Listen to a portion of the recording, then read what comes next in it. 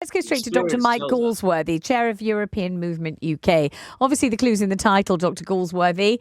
Why do we need this reset? Do we want one? What's the point of it?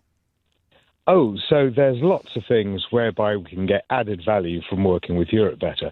The main thing that's going to lead it is defence, of course, because we've got Putin threatening Europe and we've got Trump, who's of no help whatsoever, and the EU have got this 150 billion new budget for European countries to be working together on defence solutions. And it would be very good for us to be part of that, because we can really provide added value there. So it's going to be good for our businesses in manufacturing, in intelligence, in satellites, in all of that. So that's just the defence, which is probably going to lead it. Then there's the youth mobility scheme, which is not free movement because it's not rights forever. It's you're allowed to come over for 3 years, whether kids from us going over there or their young people coming over for 3 years, and then you have to go home. But it's absolutely brilliant opportunities for young people. And as your previous talker was saying before, the notion that this is just for middle-class kids is wrong. If you actually look at the tourism industry and the package holiday industry, lots of working-class kids get to work in those businesses going over to do really productive things. And that has been snarled up, and that industry has been complaining about this. And this is something that most people support. Look at polling, 70% for having a youth mobility scheme, 17% against. What about the suggestion that Sadiq Khan said, this would be great because it will plug up gaps in the NHS, it'll plug up gaps in, the hospitality industry. And that means it's being suggested that these are low-skilled people coming over, not the kinds of people that we were hoping would come over. Do you think that's true?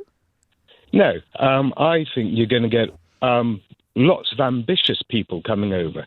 And whether it's a high-skilled job and a young person or what you call a low-skilled job and still a hard-working, ambitious person, then that's going to be really useful. Now, is the EU reset going to lock us into a whole lot of bills?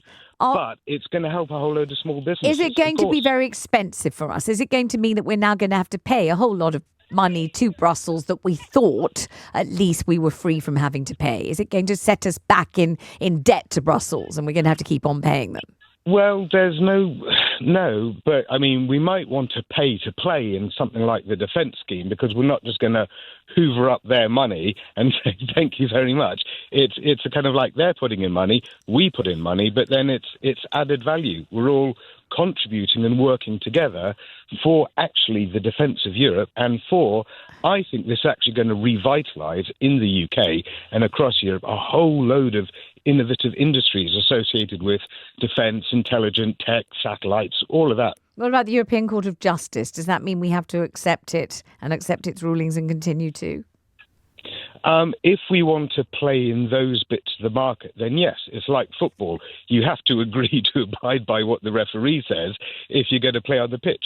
Does it sound to you like this is kind of a Brexit reversal by any other name? It's being called a reset, but it just basically means we're sort of in, we're a bit in rather than being out? We're currently in Brexit plus, because essentially Brexit means that you're not a member of the EU. We're not. We don't have any of those membership rights anymore. And then beyond that, we gave up the single market and free movement and the customs union and for a while the science programme and a whole bunch of other frameworks like the medicines framework and the environmental agency.